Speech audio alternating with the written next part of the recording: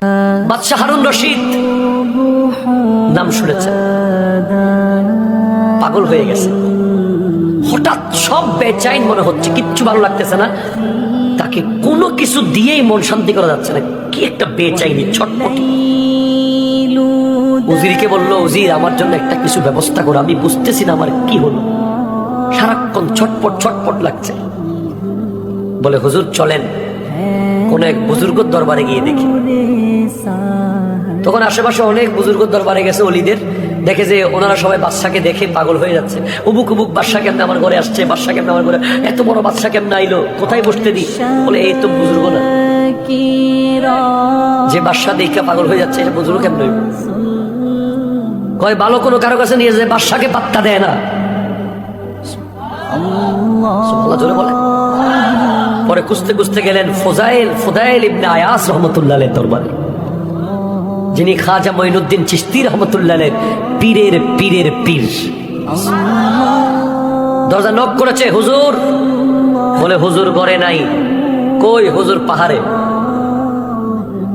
খাদেম বলে, হুজুর পাহাড়ে। খাদেমকে বলে, একটু হুজুরকে খবর দেন যে হারুন রশিদ আসছে। পাহাড়ে গিয়ে হুজুরকে বলে, হুজুর বাদশা হারুন এসেছে। বলে, তারে ক এটা বাদশার দরবার না, এটা ফকিরের দরবার।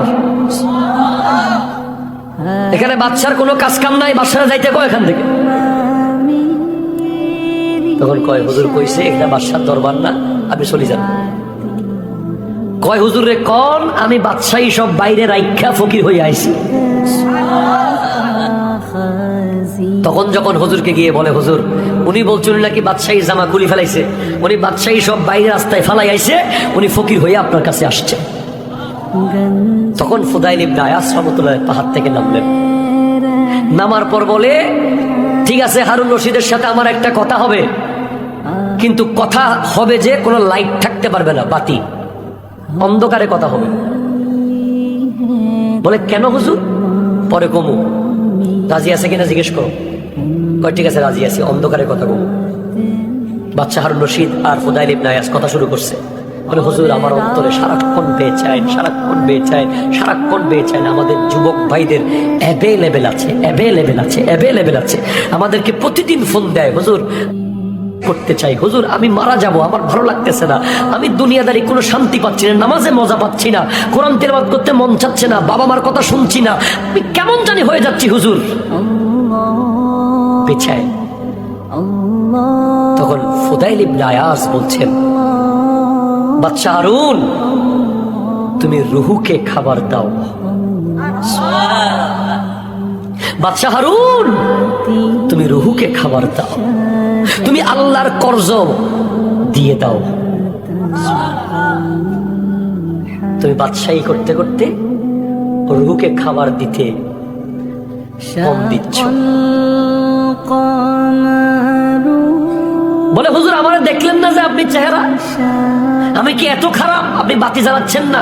কয়, তোমার চেহারা যদি দেখি আমার ভিতর থেকে আবার নফসানিয়ত চলে আসতে পারে, যে বাদশারে দেখা বাদশার মনের মতো কোনো একটা লাইন আবার কইয়া দিতে মন চায় কিনা, বাদশারে খুশি করতে মন চায় কিনা। আমরা তো বড় একজন নেতা পাইলে তারে আধা ঘন্টা আগে ফার্ম মারি, কথা কোনো ঠিক কিনা জোরে বলেন না। একটা মোটা তাজা পাইলেই টাকা পয়সাওয়ালা মোটামুটি, ওরে বাবা রে, বাবা জানতো এই দিছে সেই দিছে, এই করছে সেই করছে, বাবা জানে দানের লগে পুরো দুনিয়া বাইসা যাইতেছে। যারা রুহানি জগতের মানুষ তারা এগুলো করে না।